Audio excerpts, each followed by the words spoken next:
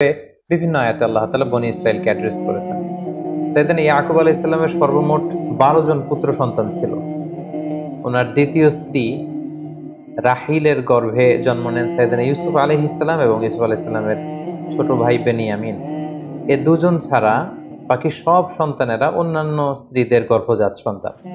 এবং এই ১২ জন সন্তান থেকেই কিন্তু মূলত বনী ইসরাইলের ১২টি যে উপশাখা বা ১২টি গোত্রের কথা আমরা শুনে থাকি, এগুলো বেসিক্যালি ইয়াকুব আলাইহিস সালামের ১২ সন্তানের মধ্য দিয়ে এই ১২টি উপশাখা তৈরি হয়েছে। সূরা আরাফে আল্লাহ তাআলা ইরশাদ করছেন, ওয়াকাত্তা'নাহুম ইসনাতাই আশরাতা আসবাতান উমামা, অর্থাৎ আমি বনী ইসরাইলকে ১২টি ভাগে ভাগ করেছি। পুরো বনী ইসরাইলের মধ্যে মোট ১২টি উপশাখা বা ১২টি গোত্র ছিল। তাছাড়া সাইয়েদনা মূসা আলাইহিস সালাম মিশর থেকে বনী ইসরাইলের সবাইকে নিয়ে যখন ফিলিস্তিনের দিকে যাচ্ছিলেন, তখন পানির প্রয়োজন হচ্ছিল। তিনি আল্লাহ তাআলার কাছে পানির জন্য দোয়া করলেন যে, আল্লাহ আপনি আমাদেরকে পানির ব্যবস্থা করে দিন। আল্লাহ তাআলা তখন মূসা আলাইহিস সালামকে বললেন, হে মূসা, তুমি লাঠি দিয়ে পাথরে আঘাত করো, ফানফাজারাত মিন হুসনাতা আশরাতা আইনা, এবং লাঠির এক আঘাতে পাথরটি ভেঙে ১২টি টুকরা হলো। আর এই ১২টি টুকরা থেকে সেখান থেকে ১২টি ঝর্ণা প্রবাহিত হতে শুরু করলো।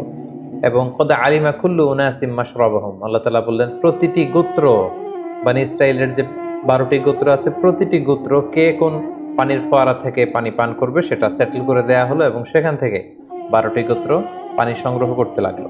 তাহলে এই আয়াত থেকে বোঝা যাচ্ছে বনী ইসরাইলের মধ্যে সব মিলে উপশাখা বা গোত্র ছিল মোট ১২টি। তারা ১২টি উপশাখায় মূলত বিভক্ত ছিল। আল্লাহর নবী সাইয়েদনা ইয়াকুব আলাইহিস সালামের সাথে ইসলামের যে ৩টি পবিত্র মসজিদ, মসজিদুল হারাম, মসজিদে নববী এবং মসজিদুল আকসা, এই মসজিদুল আকসা বা বাইতুল মুকাদ্দাস কিন্তু ওতপ্রোতভাবে জড়িত। কারণ সাইয়েদনা ইয়াকুব আলাইহিস সালাম নিজ হাতে এই মসজিদুল আকসার পুনর্নির্মাণ করেছিলেন। ঘটনাটি ছিল এমন, সাইয়েদনা ইয়াকুব আলাইহিস সালাম যখন কানাআন থেকে যৌবন বয়সে যুবক অবস্থায় ওনার মামার এলাকা হাররানে যেতে চাইলেন, তখন সফর যখন শুরু করলেন, পথিমধ্যে এক জায়গায় রাত্রি হয়ে গেল। তিনি সেখানে একটি পাথরের উপর মাথা রেখে ঘুমিয়ে পড়লেন এবং ঘুমে তিনি চমৎকার একটি স্বপ্ন দেখলেন। এই পুরো স্বপ্নের বিবরণ বিভিন্ন ইসরায়েলি বর্ণনাতে এসেছে যে তিনি স্বপ্নে দেখলেন আকাশ থেকে ফেরেশতারা ওঠানামা করছে, আল্লাহ তাআলা ওনাকে নবী হিসেবে অ্যাপয়েন্ট করছেন, প্রত্যাদেশ করছেন, আর জানাচ্ছেন যে হে ইয়াকুব, আমি নেয়ামত দিয়ে তোমার জীবনকে ধন্য করব, তোমাকে অনেক সন্তান সন্ততি দেব, তোমার যুরিয়া, তোমার বংশধর তারা গোটা বিশ্ব ছড়িয়ে পড়বে, এবং তোমার বংশধরদেরকে আমি এই ল্যান্ডের মালিক বানাবো। সাইয়েদনা ইয়াকুব আলাইহিস সালামের চমৎকার স্বপ্নটি দেখে তিনি ঘুম থেকে জাগলেন। ঘুম থেকে জেগে উনি অত্যন্ত খুশি মনে একটি মানত করলেন। তিনি নিয়ত করলেন যে এই জায়গাটিতে আমি একটি আল্লাহর ঘর বানাবো, একটি ইবাদতখানা বানাবো। এটার নাম তিনি দিতে চাইলেন বাইতুইল, মানে বাইতুল্লাহ, আল্লাহর ঘর, যেখানে লোকজন আল্লাহ তাআলার ইবাদত করবে। তিনি মানত করলেন যে এখানে একটি আল্লাহর ঘর বানাবো, পাশাপাশি আল্লাহ তাআলা আমাকে যে রিজিক দিবে, যে রুজি দিবে, তা থেকে আমি 1/10 অর্থাৎ ১/১০ আল্লাহ তাআলার রাস্তায় দান করব, যদি হাররান থেকে আমি আবার আমার ভূখণ্ড, আমার জন্মস্থান কানাআনে সহি সালামতে কখনো ফিরে আসতে পারে, আমি এই কাজ দুটি করব। এবং তিনি যেই প্রতিশ্রুতি আল্লাহ তাআলাকে দিয়েছেন তিনি সেটাই করেছিলেন। তিনি এই জায়গা থেকে প্রস্থান করবার সময় এই জায়গাটিকে, এই লোকেশনটিকে যাতে তিনি ভুলে না যান, তিনি পাথরের মধ্যে এক ধরনের চিহ্ন দিয়ে গেলেন। এবং প্রায় ২০ বছর পরে তিনি যখন হাররান থেকে আবার আল্লাহ তাআলার আদেশে কানাআনে ফিরে আসলেন, তিনি তার মানত পূর্ণ করলেন। তিনি ঠিক ওই জায়গাটিতে যে পাথরের মধ্যে যে তিনি চিহ্ন বা দাগ দিয়ে এসেছিলেন, সেই দাগটি তিনি খুঁজে পেলেন এবং সেখানেই তিনি একটি মসজিদ নির্মাণ করলেন। আর এই মসজিদটি হচ্ছে মূলত বাইতুল মাকদাস বা মসজিদুল আকসা। ইয়াকুব আলাইহিস সালামের এই পুনর্নির্মাণের প্রায় ১০০০ বছর পর সাইয়েদনা সুলাইমান আলাইহিস সালাম এই মসজিদুল আকসা আবার পুনর্নির্মাণ করেন, এবং আজও ইতিহাসের বা কালের সাক্ষী হয়ে এই মসজিদুল আকসা বা পবিত্র মসজিদ আজও ফিলিস্তিনের ওই ভূখণ্ডে এটা রয়েছে। এবং সহিহ হাদিস থেকে আমরা জানতে পারি যে আল্লাহর হাবিব সাল্লাল্লাহু আলাইহি ওয়াসাল্লাম বলেছেন যে মসজিদুল হারাম তৈরির ৪০ বছর পর মসজিদুল আকসা নির্মিত হয়েছে। কে নির্মাণ করেছিল এ ব্যাপারে সুস্পষ্ট কোনো তথ্য জানা যায় না। বলা হয় যে সাইয়েদনা আদম আলাইহিস সালাম নিজেই করেছেন, অথবা আদম আলাইহিস সালামের কোনো সন্তান করেছেন। কেউ কেউ বলেছেন যে পরবর্তীতে ইসহাক আলাইহিস সালাম করেছেন। এবং এই মসজিদটি নিশ্চিহ্ন হয়ে যাওয়ার কারণে স্বপ্নযোগে আল্লাহ তাআলা প্রত্যাদেশ করার মধ্য দিয়ে সাইয়েদনা ইয়াকুব আলাইহিস সালামের হাতে এই ঐতিহাসিক ইবাদতখানা বা আল্লাহ তাআলার ঘর বাইতুল মাকদাসকে আবার পুনর্নির্মাণ তিনি করেছেন। শেষ জীবনে সৈয়দনা ইয়াকুব আলাইহিস সালাম তিনি তার পুত্র ইউসুফ আলাইহিস সালামের নিমন্ত্রণে মিশরে গিয়েছিলেন এবং সেখানে প্রায় 17 বছর, অন্য বর্ণনা মতে 24 বছর তিনি অবস্থান করেছেন। সৈয়দনা ইয়াকুব আলাইহিস সালাম ওনার সন্তানদেরকে কি কি উপদেশ দিয়েছেন, বিশেষ করে ওনার ছেলে ইউসুফ আলাইহিস সালামের সাথে ইয়াকুব আলাইহিস সালামের বিভিন্ন কনভারসেশন, আল্লাহ তাআলার কাছে বিভিন্ন ধরনের দোয়া এবং ছেলেদেরকে তিনি কি কি ধরনের উপদেশ দিয়েছেন এ ব্যাপারে খুব বিস্তারিত সূরা ইউসুফে এসেছে। সেখান থেকে কিছু কথা আমি আপনাদের সামনে এখন পেশ করব। যেমন সৈয়দনা ইউসুফ আলাইহিস সালামকে তিনি চমৎকার একটি স্বপ্নের ব্যাপারে উপদেশ দিয়েছিলেন। তিনি বলেছিলেন, হে আমার ছেলে ইউসুফ, তুমি যে সুন্দর স্বপ্ন দেখেছো এটা কাউকে বলো না।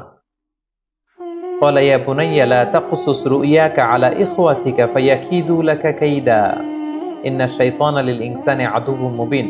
অর্থাৎ হে ইউসুফ, তুমি যে স্বপ্নটা দেখেছো, স্বপ্নের কথা কাউকে বলতে যেও না, কেননা সবাই তোমার সাকসেস বা সফলতা দেখে খুশি নাও হতে পারে। বিশেষ করে তোমার ভাইদেরকে বলতে যেও না, কেননা শয়তান সবসময় হুইসপারিং করা, ওয়াসওয়াসা দেওয়ার জন্য বসে থাকে।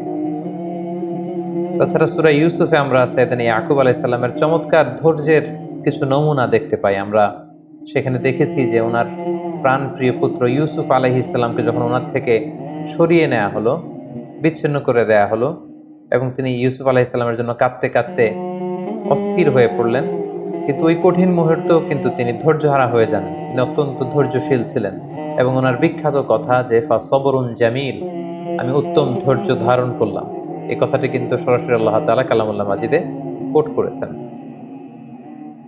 পাশাপাশি দুর্ভিক্ষের কবলে পড়ে খাদ্যশস্য সংগ্রহের জন্য সৈয়দনা ইয়াকুব আলাইহিস সালাম ওনার ছেলেদেরকে যখন মিশরে পাঠান, তখন তিনি ছেলেদেরকে সাবধানতা অবলম্বন এবং আল্লাহ তাআলার উপর ভরসা রাখবার জন্য উপদেশ দিয়েছিলেন। এই কথাটিও সূরা ইউসুফে খুব চমৎকারভাবে উদ্ধৃত হয়েছে। وقال يا بني لا تدخلوا من باب واحد وادخلوا من أبواب متفرقة। তিনি ছেলেদেরকে বললেন যে, হে আমার সন্তানেরা, তোমরা মিশরের যে খাদ্যশস্য সংগ্রহের জন্য যাবে, তোমরা সবাই মিলে একটা দরজা দিয়ে মিশরে প্রবেশ করবে না, একটা এন্ট্রেন্স বা প্রবেশ পথ দিয়ে তোমরা মিশরে ঢুকবে না। তাহলে তোমাদের চেহারা, তোমাদেরকে একসাথে দেখে সবাই বুঝে ফেলবে যে তোমরা একই এলাকার লোক, কারণ 10 জনই দেখতে কাছাকাছি প্রায় একই রকম, খুব সুশ্রী সুন্দর, তো তারা তোমাদের ক্ষতি করতে পারে। তো তোমরা এক একজন এক এক প্রবেশ পথ দিয়ে মিশরে প্রবেশ করবে। তাহলে চলতি পথে, জীবনের চলার পথে যে সাবধানতা অবলম্বন করতে হয়, এই শিক্ষাটা বা এই উপদেশ তিনি তার ছেলেদেরকে দিয়েছিলেন। এবং সবশেষে তিনি বলেছিলেন যে আলাইহি তাওয়াক্কালতু আলাইহি ফালিয়াতাওয়াক্কালিল মুতাওয়াক্কিলুন, অর্থাৎ আমি সবসময় আল্লাহ তাআলার উপর তাওয়াক্কুল করি, আর তাওয়াক্কুলকারীদের আল্লাহর উপরই তাওয়াক্কুল করা উচিত। তার মানে তার ছেলেরা খাদ্যশস্য সংগ্রহের জন্য যে মিশরে গিয়েছে, সেখানে যেন সার্বিক পরিস্থিতিতে আল্লাহ তাআলার উপর তারা যেন তাওয়াক্কুল করে, এই উপদেশটি কিন্তু তিনি তার ছেলেদেরকে দিয়েছিলেন। পাশাপাশি আমরা জানি যে ইউসুফ আলাইহিস সালাম যখন পরবর্তীতে কৌশল করে ওনার ভাই বেনিয়ামিনকে নিজের কাছে রেখে দিয়েছেন, তখন ইয়াকুব আলাইহিস সালাম সেই ছোট্ট ইউসুফকে হারিয়েছেন অনেক বছর আগে। তার জন্য কাঁদতে কাঁদতে তিনি অস্থির পাগলপাড়া হয়েছিলেন। আবার তিনি ইউসুফের আপন ভাই বেনিয়ামিনকেও যখন তিনি হারালেন, এরকম কঠিন একটা পরিস্থিতিতেও কিন্তু তিনি হতাশ হয়ে যাননি, তিনি হাল ছেড়ে দেননি, তিনি আশাবাদী ছিলেন। তিনি কতটা আশাবাদী ছিলেন আমরা সূরা ইউসুফ থেকে যদি শুনি, আসাল্লাহু আইয়া আতিয়ানি বিহিম জামিআ ইন্নাহু হুয়াল আলিমুল হাকিম।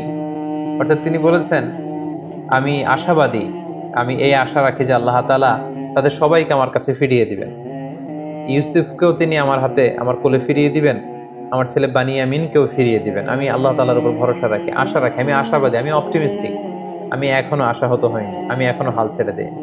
এভাবে উনি যে কতটা শক্ত হৃদয়ের, শক্ত মনের, মনোবলের এবং আশাবাদী একজন মানুষ ছিলেন, তার প্রমাণ কিন্তু আমরা সূরা ইউসুফের বিভিন্ন আয়াতে পাই। পাশাপাশি সব শেষে তিনি ছেলেদেরকে উপদেশ দিয়েছেন যে, হ্যাঁ আমার ছেলেরা, তোমরা নিরাশ হয়েও না, নিরাশ হওয়া হচ্ছে শয়তানের স্বভাব। তিনি বলেছেন যে ইয়া বানি ইয়াযহাবু ফাতাহাসসাসু মিন ইউসুফা ওয়া আখি, হে আমার ছেলেরা, মিশরে যাও, যে ইউসুফকে এবং তার ভাই বানিয়ামিনকে খুঁজতে শুরু করো, খুঁজলে তোমরা তাদের দেখা পাবে। ওয়ালা তাইয়াসু মির রাউহিল্লাহ ইন্নাহু লা ইয়াইয়াসু মির রাউহিল্লাহি ইল্লাল কওমুল কাফিরুন, হে আমার ছেলেরা, আল্লাহর রহম থেকে, আল্লাহর রহ থেকে তোমরা নিরাশ হয়ে যাও না। কারণ আল্লাহ তাআলার রহম থেকে কাফির ছাড়া, অবিশ্বাসীরা ছাড়া কেউ নিরাশ হয় না। এভাবে তিনি নিজেও যেমনি আশাবাদী ছিলেন, ছেলেদেরকেও সবসময় আশাবাদী হতে উৎসাহিত করেছেন। এবং সবশেষে আমরা সূরা ইউসুফে দেখেছি যে দুই ছেলের বিরহে ইয়াকুব আলাইহিস সালাম কাঁদতে কাঁদতে শেষ বয়সে অন্ধ হয়ে গিয়েছিলেন। ওয়াবিয়াদ্দাত আইনা, দৃষ্টিশক্তি তিনি হারিয়েছেন। কিন্তু তারপরেও নিজের দুঃখের কথা মানুষদের তিনি বলে বেড়াতেন না। তিনি নিজের দুঃখের কথা, মনের কথা, কষ্টের কথা সবসময় আল্লাহ তাআলার কাছে শেয়ার করতেন। এবং তিনি বলতেন যে ইন্নামা আশকু বাসি ওয়া হুজনি ইলাল্লাহ, আমি আমার দুঃখ, যন্ত্রণা, যাতনা সবকিছু আল্লাহ তাআলার সাথে শেয়ার করি। অবশেষে সাইয়েদানা ইয়াকুব আলাইহিস সালামের জীবনে এই দীর্ঘ পরীক্ষা শেষে আল্লাহ তাআলা ইউসুফ আলাইহিস সালামকে সাইয়েদানা ইয়াকুব আলাইহিস সালামের কোলে তিনি পাঠিয়ে দেন। এবং বাবা এবং ছেলের মিলিত হবার সে দৃশ্য যে কত সুন্দর ছিল, তারা কিভাবে যে একে অপরের সাথে মিলিত হয়েছেন, এই কথাগুলো কালামুল্লাহ মাজিদের সূরা ইউসুফে খুব চমৎকারভাবে স্থান পেয়েছে।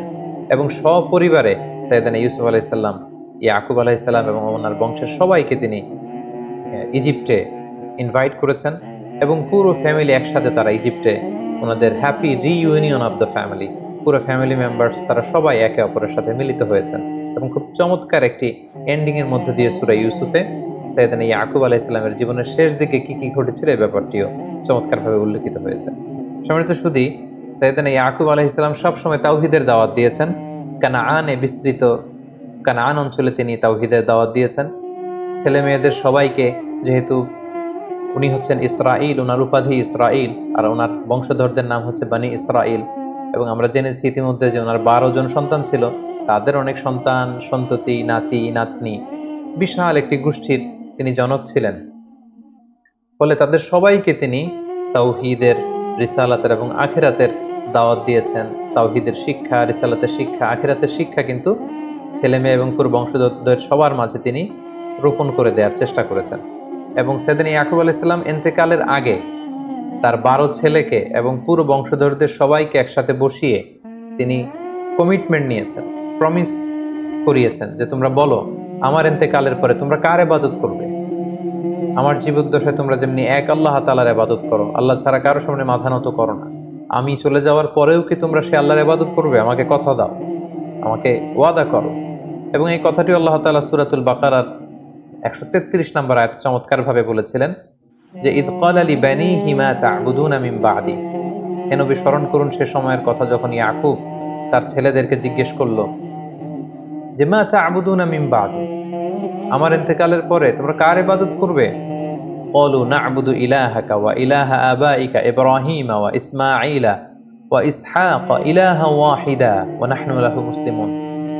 সাইয়েদানা ইয়াকুব আলাইহিস সালামের সব ছেলেরা এক বাক্যে বলে উঠল যে হে বাবা, এখন যেমনি আমরা এক আল্লাহর ইবাদত করি, আপনার ইন্তেকালের পরেও আপনার রব, আমাদের দাদা ইসমাঈলের রব, আমাদের পূর্বপুরুষ ইসহাক, ইব্রাহিম, তাদের যে রব, এক আল্লাহ তাআলার ইবাদত আমরা করব। ওয়া নাহনু লাহু মুসলিমুন, আর আমরা আল্লাহ তাআলার কাছে আত্মসমর্পণকারী হিসেবেই থাকব। বিভিন্ন ঐতিহাসিকগণ উল্লেখ করেছেন ইউসুফ আলাইহিস সালামের আমন্ত্রণে সাইয়েদানা ইয়াকুব আলাইহিস সালাম যখন কানাআন থেকে মিশরে যান, তখন ওনার বয়স ছিল 130 বছর। মিশরে যেয়ে তিনি আরও অবস্থান করেন 17 বছর। মোট 147 বছর আল্লাহর পয়গম্বর সাইয়েদানা ইয়াকুব আলাইহিস সালাম হায়াত পেয়েছেন এবং 147 বছর বয়সে তিনি ইন্তেকাল করেছেন। পরবর্তীতে সাইয়েদানা ইয়াকুব আলাইহিস সালামকে কানাআনে অর্থাৎ ফিলিস্তিনে কবর দেওয়া হয়, যেখানে ওনার পিতা ইসহাক আলাইহিস সালামের কবর রয়েছে এবং ওনার দাদা সাইয়েদানা ইব্রাহিম আলাইহিস সালামের কবর রয়েছে, যেটিকে বর্তমানে খালিল সিটি বলা হচ্ছে, ফিলিস্তিনের হেব্রনে। ঠিক সেখানে সাইয়েদানা ইসহাক আলাইহিস সালাম এবং আল্লাহর খালিল ইব্রাহিম আলাইহিস সালামের পাশে শুয়ে আছেন সাইয়েদানা ইয়াকুব আলাইহিস সালাম। সম্মানিত সুধী, এ পর্যায়ে আমরা সাইয়েদানা ইয়াকুব আলাইহিস সালামের জীবনী থেকে কি শিখলাম, এরকম কিছু লাইফ লেসন যেগুলো আমাদের সারা জীবন কাজে লাগতে পারে, এরকম কয়েকটি লাইফ লেসন শেয়ার করব। প্রথম যে ব্যাপারটি আমরা শিখতে পেরেছি সেটা হচ্ছে আমরা যদি কাউকে প্রমিস দেই, এই প্রমিস আমাদেরকে রাখতে হবে, কারণ বিশ্বাসীরা হচ্ছে প্রমিস অ্যাটেন্টিভ। আমরা যদি সাইয়েদানা ইয়াকুব আলাইহিস সালামের জীবনের দিকে খেয়াল করি, তাহলে দেখব যে কানাআন থেকে হারানে যাওয়ার সময় তিনি সুন্দর একটা স্বপ্ন দেখেছিলেন রাতে, এবং ঘুম থেকে জেগে তিনি আল্লাহকে প্রমিস করেছেন যে আল্লাহ, আমি যদি আবার কানাআনে ফিরতে পারি, এই লোকেশনে আমি একটি মসজিদ বানাবো এবং আমার যে রুজি, উপার্জন, রিজিক তুমি দিয়েছো তা থেকে 1/10 আল্লাহর রাস্তায়, তোমার রাস্তায় আমি দান করব। এবং সেটাকে কিন্তু তিনি পূর্ণ করেছেন। ২০ বছর পরে আবার হাররান থেকে তিনি যখন কানাআনে ফিরে এসেছেন, তিনি নিজ হাতে ঠিক ওই জায়গাটাতে যেখানে তিনি পাথর দিয়ে চিহ্ন এঁকে দিয়েছিলেন, ওই জায়গায় একটি মসজিদ তিনি নির্মাণ করে তিনি তার কথা রেখেছেন এবং আজীবন তিনি তার উপার্জিত সম্পদের মধ্যে থেকে ১/১০ আল্লাহ তাআলার রাস্তায় দান করেছেন। তাহলে আমরা বুঝলাম যে মানত যদি আমরা করি এটাকে পূর্ণ করতে হয়। আমরা যদি কাউকে প্রমিস দেই, আমরা যদি কথা দেই, আমরা যেন আমাদের কথা রাখি, এবং এটাই নবীদের শিক্ষা। দ্বিতীয় যে ব্যাপারটি আমরা শিখি সেটা হচ্ছে সাইয়েদনা ইয়াকুব আলাইহিস সালাম ছিলেন এ রোল মডেল অফ ফাদার। একজন আদর্শ পিতার কিরকম বৈশিষ্ট্য থাকতে পারে সেটা আমরা দেখেছি সূরা ইউসুফে, যে ওনার একটা ভিন্ন ধরনের প্যারেন্টিং স্টাইল ছিল। আমরা সূরা ইউসুফের বিভিন্ন জায়গায় দেখেছি যে তিনি ইয়াকুব আলাইহিস সালাম ওনার সন্তানদেরকে বিভিন্ন সময় যাকে যখন যে ধরনের উপদেশ দেওয়া দরকার ঠিক সে ধরনের উপদেশ কিন্তু তিনি দিতেন। তিনি ইউসুফ আলাইহিস সালামকে এক ধরনের উপদেশ দিয়েছেন, বানিয়ামিনকে তার মতো করে উপদেশ দিতেন, এবং অন্যান্য বাকি ১০ জন ছেলেকেও নানা সময় নানা ধরনের উপদেশ দিতেন, যেটাকে বলা হয় আত-তারবিয়া আল ইসলামিয়া। সন্তানদেরকে ইসলামী তারবিয়াত, ইসলামী আখলাকের মধ্য দিয়ে বেড়ে ওঠানোর জন্য, তাদেরকে গঠন করবার জন্য বাবার পক্ষ থেকে এই ধরনের প্যারেন্টিং, গুড প্যারেন্টিং, যেখানে ইসলামী তারবিয়া থাকবে, ইসলামী টিচিং থাকবে, ইসলামিক লেসন থাকবে এবং ইসলামিক পার্সপেক্টিভ থেকে বিভিন্ন ধরনের উপদেশ থাকবে, সেটি কিন্তু আমরা সাইয়েদনা ইয়াকুব আলাইহিস সালামের জীবনী থেকে দেখতে পাই। ৩ নম্বর যে শিক্ষাটি আমরা পাই সেটা হচ্ছে আনশেকেবল ট্রাস্ট অন আল্লাহ। আল্লাহ তাআলার উপর ওনার দৃঢ় বিশ্বাস সবসময় ছিল। তিনি যত বিপদেই পড়েন না কেন, যতই তিনি চিন্তিত বা বিচলিত হন না কেন, সবসময় তিনি আল্লাহ তাআলার উপর ট্রাস্ট রেখেছেন। তিনি বলতেন যে ইন্নামা আশকু বাসি ওয়া হুজনি ইলাল্লাহ, আমি আমার দুঃখ, কষ্ট, যন্ত্রণা আমি আল্লাহ তাআলার সাথে শেয়ার করি। সম্মানিত সুধী, আমরা জানি যে আমাদের জীবনে অনেক আপস অ্যান্ড ডাউনস থাকে, জীবনের ওঠানামা এটা থাকবেই, দুঃখ কষ্ট। ইন্নামা আল উসরি ইউসরা, কষ্টের সাথে স্বস্তি থাকে, স্বস্তির সাথে কষ্ট থাকে, এই দুঃখ কষ্ট এটা থাকবেই। কিন্তু আমাদের জীবনে দেখা যায় যে আমাদের জীবনে কোনো কষ্ট বা দুঃখের সম্মুখীন আমরা হলেই, কোনো সমস্যা হলে সর্বপ্রথম আমরা সেটা ফেসবুকে শেয়ার করে দিই, সর্বপ্রথম সেটা আমার বন্ধুর সাথে আমি শেয়ার করি, অন্যান্যদের সাথে শেয়ার করি। যে নবীদের অভ্যেস ছিল ওনাদের জীবনে কোনো কষ্ট দুঃখ আসলে সর্বপ্রথম ওনারা আল্লাহ তাআলার সাথে শেয়ার করতেন, কারণ তিনিই পারেন আপনাকে বিপদ থেকে উদ্ধার করতে, আল্লাহ তাআলাই পারেন আপনাকে এই মুসিবত থেকে রেহাই দিতে। তাই সাইয়েদনা ইয়াকুব আলাইহিস সালামের জীবনী থেকে আমরা শিখতে পারি যে আমরা আমাদের সমস্যা জীবনে যখন আসবে, যখন ফেস করব, কখনো যদি বিপদে আমরা পড়ি, সর্বপ্রথম বন্ধুর সাথে শেয়ার করার আগে, ফেসবুকে শেয়ার দেওয়ার আগে আমরা সর্বপ্রথম আল্লাহ তাআলার সাথে শেয়ার করব। ৪ নাম্বার যে শিক্ষাটি আমরা সাইয়েদনা ইয়াকুব আলাইহিস সালামের জীবনী থেকে পাই সেটা হচ্ছে ধৈর্য ধারণ করা, patience. A true Muslim always remain patient. আমরা জানি একজন প্রকৃত বিশ্বাসী সবসময় ধৈর্যশীল হয়, এবং আল্লাহ তাআলা বলেছেন যে ওয়াবাশশিরিস সাবিরিন, হে নবী আপনি বিশ্বাসীদেরকে, যারা ধৈর্যশীল এরকম বিশ্বাসীদেরকে আপনি সুসংবাদ দান করুন। সাইয়েদনা ইয়াকুব আলাইহিস সালামের জীবনের প্রতিটি পর্যায়ে তিনি ধৈর্যশীল ছিলেন। প্রথমে সাইয়েদনা ইউসুফ আলাইহিস সালামকে হারালেন, তিনি প্যানিক না হয়ে তিনি বললেন ফাসবরুন জামিল, আমি ধৈর্য ধারণ করলাম। বানিয়ামিনকে যখন হারালেন তখনও ধৈর্য ধারণ করে বললেন যে আল্লাহ তাআলা সবাইকে ফিরিয়ে নিয়ে আসবে। তাই ধৈর্য ধারণ করা, এই গুণটি যেন আমরা আমাদের জীবনে আত্মস্থ করতে পারি। ৫ নম্বরে যে শিক্ষাটি আমরা পাই সেটা হচ্ছে আশাবাদী হওয়া বা অপটিমিস্টিক হওয়া। আমাদের অনেকে অল্পতে আমরা হাল ছেড়ে দিই, অল্পতে আমরা কাবু হয়ে যাই, অল্পতে আমরা ভেঙে পড়ি। কিন্তু সাইয়েদনা ইয়াকুব আলাইহিস সালামের আমরা দৃঢ়চেতা মানসিক অবস্থা বা মনোবল যদি আমরা দেখি, যে তিনি পাহাড় সম দৃঢ় ছিলেন, যত বিপদে আসুক না কেন তিনি কিন্তু হাল ছেড়ে দেন। তিনি আশাবাদী ছিলেন, বারবার ছেলেদেরকে বলেছেন যাও তোমার ভাইদেরকে খোঁজো, বেনিয়ামিনকে পাবে, ইউসুফকে পাবে, লা তাইয়াসু মির রাহিল্লাহ, আল্লাহর রহম থেকে নিরাশ হয় না। বিশ্বাসীরা কখনো নিরাশ হয় না, বিশ্বাসীরা সবসময় আশাবাদী হয়। পাশাপাশি তিনি বলেছেন আসাল্লাহু আইয়াতিয়ানি বিহিম জামিআন, তিনি বলেন যে তোমরা আশা ছেড়ে দিতে পারো, কিন্তু আমি ইয়াকুব আশাবাদী, আল্লাহ তাআলা নিশ্চয়ই আমার সন্তান ইউসুফকে এবং বেনিয়ামিনকে আমার কাছে তিনি আবার আমার কোলে তিনি ফিরিয়ে দেবেন। এইভাবে তিনি সবসময় অপটিমিস্টিক এবং আশাবাদী একজন মানুষ ছিলেন। সবশেষে যে শিক্ষাটি আমরা সাইয়েদনা ইয়াকুব আলাইহিস সালামের জীবনী থেকে পাই সেটা হচ্ছে আল্লাহ তাআলার উপর তাওয়াক্কুল করা, যে কোনো পরিস্থিতিতে বিপদে আপদে তাওয়াক্কুল করা। আমরা জানি যে তাওয়াক্কুল মানে হচ্ছে সাধ্যের সবটুকু দিয়ে চেষ্টা করা, কোনো কাজ হাসিলের জন্য পরিকল্পনা করা, এবং এই পরিকল্পনা অনুযায়ী প্রাণান্তকর চেষ্টা প্রচেষ্টা চালিয়ে যাওয়া, এবং কাজ শেষে কর্ম ফলাফলের জন্য আল্লাহ তাআলার উপর নির্ভর করা। আমরা কিন্তু এটার বাস্তব নমুনা সাইয়েদনা ইয়াকুব আলাইহিস সালামের জীবনে দেখেছি যে উনি চেষ্টা করেছেন, প্ল্যান করেছেন, ছেলেদেরকে পাঠিয়েছেন, বারবার তিনি তদারকি করেছেন এবং ছেলেদেরকে পাঠানোর সময় সবশেষে তিনি আল্লাহ তাআলার উপর ভরসা রেখেছেন এবং তিনি বলেছেন, আলাইহি তাওয়াক্কালতু ওয়া আলাইহি ফালিয়াতাওয়াক্কালিল মুতাওয়াক্কিলুন। আমি আল্লাহ তাআলার উপর তাওয়াক্কুল করি, ভরসা করি এবং ভরসাকারীদের কেবলমাত্র শুধুমাত্র একমাত্র আল্লাহ তাআলার উপরই ভরসা করা উচিত। তাই আমরাও যেন আমাদের জীবনের প্রতিটি কাজে দুনিয়ার কোনো কিছুর উপর ভরসা না রেখে একমাত্র শুধুমাত্র কেবলমাত্র আল্লাহ তাআলার উপর ভরসা রাখতে পারি। আল্লাহ তাআলা আমাদের সবাইকে কথাগুলো বোঝার এবং নবীদের দেখানো এই পথে এবং মতে আমাদের জীবন পরিচালিত করার তৌফিক দান করুক। হাদা মা ইনদি ওয়া